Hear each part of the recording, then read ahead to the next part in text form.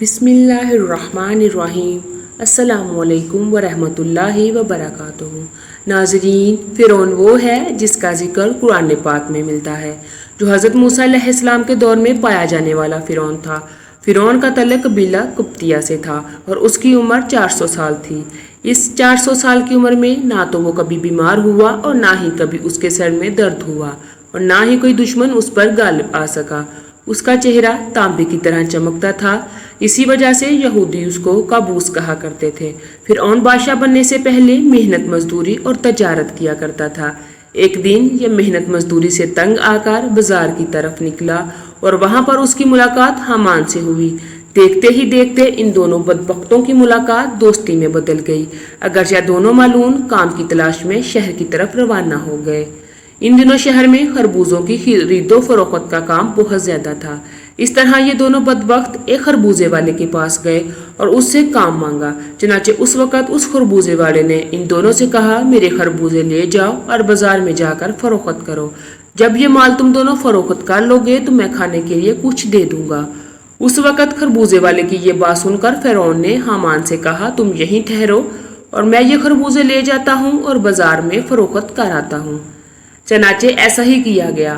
فرعون وہ خربوزے لے کر شہر کی طرف چلا گیا اور وہاں جا کر فرعون نے دکانداروں سے خربوزے خریدنے کا کہا۔ تو اس وقت دکانداروں نے فرعون سے کہا، ہم تو سودا ادھار پر خریدتے ہیں اور فروخت کرنے کے بعد اس کی رقم ادا کرتے ہیں، اور یہاں کا یہی دستور ہے۔ چنانچہ دکانداروں کی یہ بات سن کر فرعون کچھ دیر کے لیے خاموش ہو گیا اور پھر اسی وعدے پر وہ سامان فروخت کر کے واپس چلا آیا۔ واپس آ کر خربوزے کے مالک سے کہا، مجھے یہ کام اچھا نہیں لگتا۔ اتنا بول کر فرعون وہاں سے چلا گیا۔ اب فرعون کو کسی اچھے کام کی تلاش تھی جس کی وجہ سے فرعون زیادہ سے زیادہ مال و دولت، روپیہ پیسہ کما سکے۔ اس کے بعد فرعون بادشاہ مصر کے دربار میں چلا گیا اور اس کی خدمت میں جا کر درخواست پیش کر دی کہ میں بہت دور سے آیا ہوں، میں بہت غریب ہوں اور مجھے کسی کام کی تلاش ہے اور میں کھانے پینے سے بھی عاجز ہوں۔ برائے مہربانی اپنی سلطنت مصر کے اس شہر میں بطور فتوی مجھے کوئی کام دے دیا جائے اور اس غلام کو اس جگہ پر مأمور فرما کر سرفراز کیا جائے۔ تو چنانچہ اس وقت فرعون کی بات سن کر مصر کے بادشاہ نے کہا، تم کون سا کام کرنا چاہتا ہے؟ چنانچہ بادشاہ کی بات سن کر فرعون نے کہا، مجھے مصر کے قبرستان کی دروگی دے دی جائے اور اس کے بدلے میں کچھ رقم فدیہ کے طور پر شاہی خزانے میں جمع کروایا کروں گا اور باقی رقم اپنے پاس رکھوں گا، اور میری اجازت کے بغیر مصر کے اس قبرستان میں کوئی بھی مردہ دفن نہ ہوگا۔ یہ بات سن کر اس وقت کے بادشاہ مصر نے فرعون کو مصر کے قبرستان کی دروگی دے دی۔ چنانچہ اس طرح مصر کے قبرستان کی دروگی ملتے ہی فرعون بہت زیادہ خوش ہوا اور خوشی خوشی جا کر قبرستان کے دروازے پر بیٹھ گیا اور انتظار کرنے لگا کہ اب کون آئے گا جو اپنے مردے کو قبرستان میں دفن کرے گا۔ ناظرین، اللہ تعالیٰ کے حکم سے ایسا ہوا کہ اسی سال مصر میں ایک وبا پھیل گئی جس کی وجہ سے مصر کے بہت سارے لوگ مرنا شروع ہو گئے۔ فرعون نے جب یہ دیکھا تو اس نے ہر لاش کے بدلے ان کے وارثوں سے ایک ایک سونے کا درہم لینا شروع کر دیا، اور اس کے بعد کچھ ہی دنوں میں فرعون کے پاس بہت ساری دولت جمع ہو گئی اور فرعون امیر ہو گیا۔ اتنا زیادہ مال و دولت اکٹھا ہو جانے کے بعد فرعون نے سوچا کیوں نہ مصر کے تمام قبرستان اپنے انڈر میں کیے جائیں، لہٰذا فرعون نے ایسا ہی کیا۔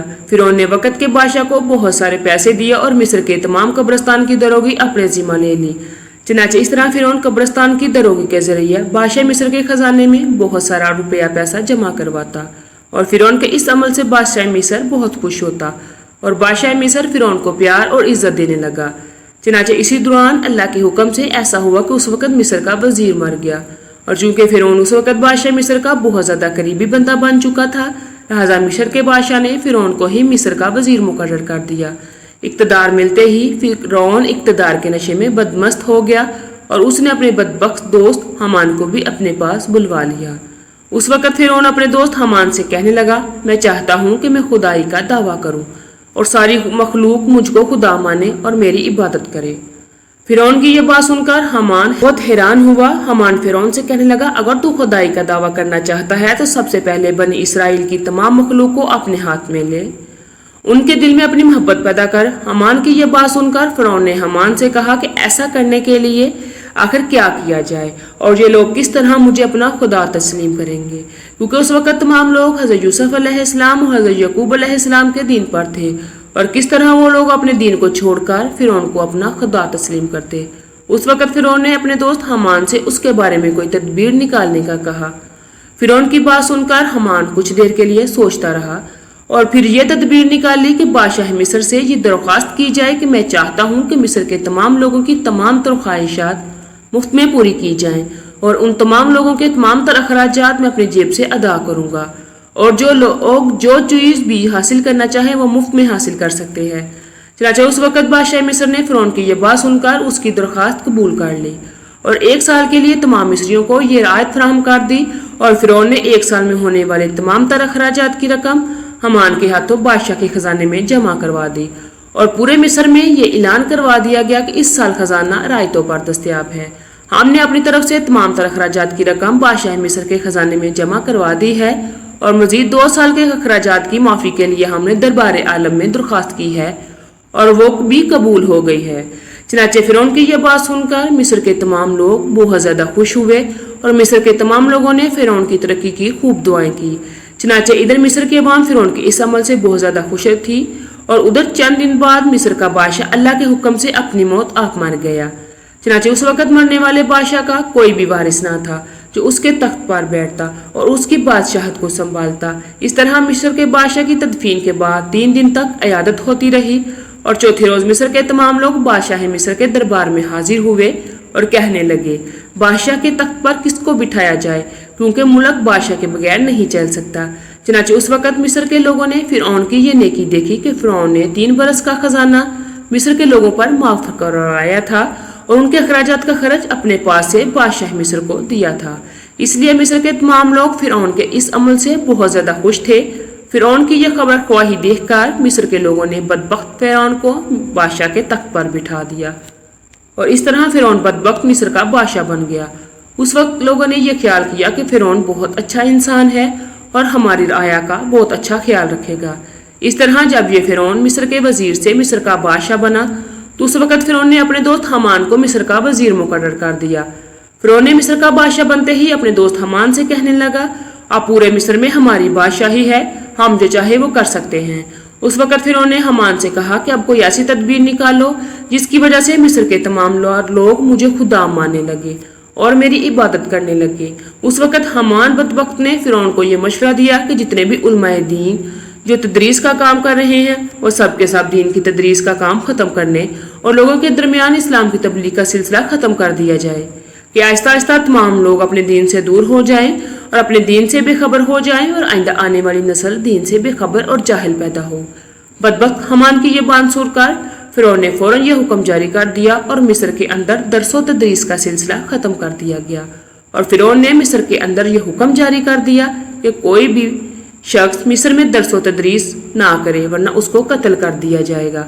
فرعون بادشاہ کا یہ حکم سنتے ہی درس و تدریس کا یہ سلسلہ ختم کر دیا گیا اور مصر کے لوگوں نے پڑھنا لکھنا چھوڑ دیا۔